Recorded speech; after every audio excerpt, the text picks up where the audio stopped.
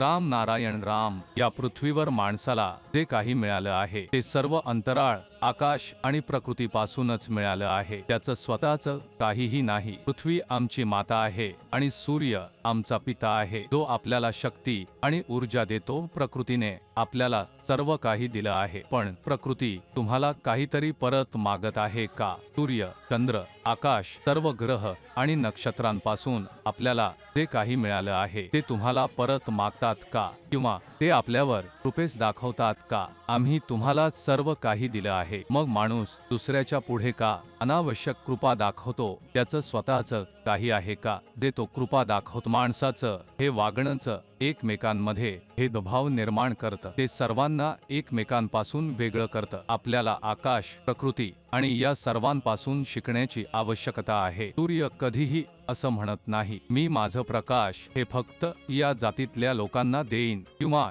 ह्या धर्माच्या लोकांना देणार नाही, किंवा आकाश कधीही असं म्हणत नाही, मी कोणालाही जीवन देणार नाही। ग्रह आणि नक्षत्र कधीही असं म्हणत नाही, आम्ही आपली ऊर्जा तुम्हाला देणार नाही। हे माणूसच आहे जे असं वागणं इतरांमध्ये पसरवतात। आपल्याला सूर्य, आकाश, सर्व ग्रह आणि नक्षत्रांना आपला आदर्श मानून त्यांच्यासारखं वागायला हवं, जेणेकरून पृथ्वीवर राहणाऱ्या माणसांमध्ये प्रेम आणि एकतेचा भाव जागृत होईल। आजच्या काळात आपल्याला फक्त आत्मचिंतन करण्याची, आपल्या अंतरात्म्याचा आवाज ऐकण्याची आणि आपल्या विवेकाची गोष्ट मानण्याची आवश्यकता आहे। जीवनात आपण कोणतंही काम करा, आपला विवेक नेहमीच आपल्याला योग्य मार्गदर्शन देतो, म्हणून नेहमीच आपला विवेक ऐका, आपल्या अंतरात्म्याचा आवाज ऐका। आजच्या परिवेशात प्रत्येक माणूस सुखाची, शांततेची शोधात आहे, यासाठी आपण दर फिरत असतो, पण आपण हे विसरले आहोत की हे सुख आणि शांतता आपल्याच आत आहे। फक्त आपल्याला आपल्या राम नारायण राम नावे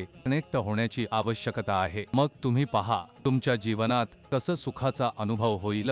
राम नारायण राम मध्ये संपूर्ण ब्रह्मांड समाहित आहे। हे नाव आपलं संपूर्ण जीवन बदलून टाकतं। आपल्यातील सर्व भय आणि चिंताच बाहेर पडतात आणि सुख आणि समृद्धीची अनुभूती सुरू होते। आकाशाने प्रकृतीची निर्मिती केली, सृष्टीची निर्मिती केली आणि सृष्टीतूनच आपण सर्व जण आलो। हे सर्व एकमेकांशी जोडलेले आहे, यामुळेच आपल्याला ऊर्जा मिळते, आपलं चैतन्य जागृत होतं आणि आपला विवेक बनतो। माणूस जे काही करतो ते योग्य आहे की चुकीचं हे आपला विवेकच सांगतो। आपल्या आत विराजमान असलेला विवेकच आपला मन आहे, तो आपल्याला सर्व काही सांगतो। जेव्हा आपण काहीतरी चुकीचं करतो तेव्हा आपला विवेक आपल्याला सजग करतो, हे काम चुकीचं आहे, तुम्ही हे करू नये। राम नारायण राम एक असं नाव आहे जे आपलं जीवन उद्धार करतं, आपले स्वप्न आणि इच्छाही पूर्ण करतं।